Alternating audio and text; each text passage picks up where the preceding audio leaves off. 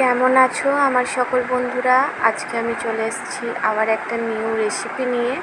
তো আজকে আমি বানাতে চলেছি, দেখতেই পাচ্ছ, হেলদি চিড়ের পোলাও। হেলদি অ্যান্ড টেস্টি দুটোই।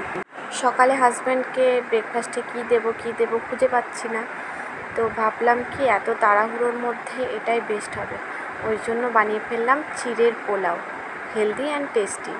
তো আমি প্রথমেই দেখো চিড়েগুলোকে ভালোভাবে ধুয়ে নিয়েছি, তারপরে জলটা ফেলে এর মধ্যে দিয়ে দিয়েছি হলুদ, নুন আর সামান্য পরিমাণে চিনি।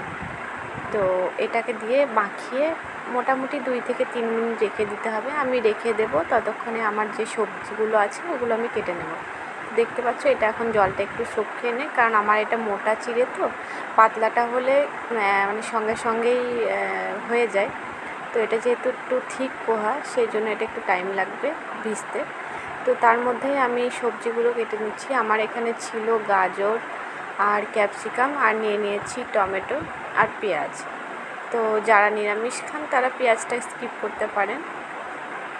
আমি ওইদিকে গ্যাসে প্যানটা গরম হতে দিয়ে দিয়েছি, আর এইদিকে আমি গাজর আর ক্যাপসিকাম যে ভেজিটেবলগুলো ছিল সেগুলো ভালোভাবে কেটে নিচ্ছি।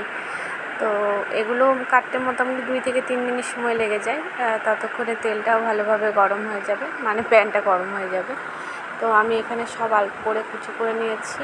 আর এটা বানানো খুবই ইজি, আর খুবই অল্প সময়ে এটা বানিয়ে নেওয়া যায়। ওই জন্য একদম সকালে ব্যস্ত থাকলে পরে এই রেসিপিটা বানিয়ে নিলে অনেকটা সময় সঞ্চয় হয়, আর একটা টেস্টি খাবারও বানানো যায়।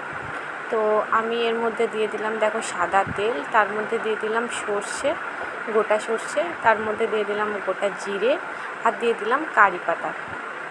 এরপর আমি দিয়ে দিচ্ছি বাদাম, আমাদের যে কাঁচা বাদাম হয়, চীনা বাদাম, ওটাই দিয়ে দিলাম। তারপরে আস্তে আস্তে আমি পেঁয়াজ, গাজর এবং সব সবজিগুলো দিয়ে দেব।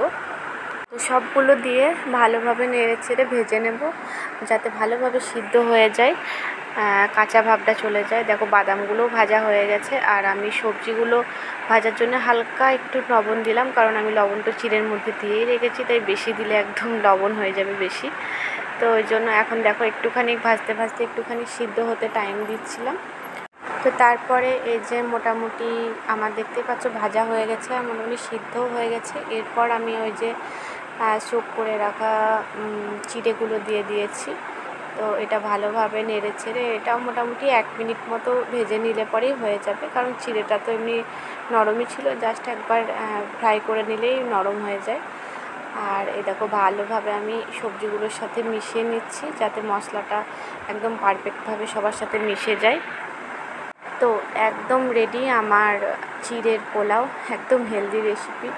তো আমার মা, আমি যখন স্কুলে টিফিন যেতাম, আমার খুব পপুলার টিফিন ছিল এটা, আমি প্রায় মাঝে মাঝে নিয়ে যেতাম, আর আমার বন্ধুরা খেয়ে খুব নামও করতো। তো এটাই আজকে আমি বানিয়ে ফেললাম আমার হাজব্যান্ডের ব্রেকফাস্টের জন্য। তো আমি ওর মতোই বানিয়েছিলাম, কারণ আমাদের আর খাওয়া হয়নি। রেসিপিটা কেমন লাগলো অবশ্যই জানাবে, আর যদি ভালো লেগে থাকে তো একটু ফলো করে পাশে থাকবে আর কমেন্ট করবে। Thank you, tata.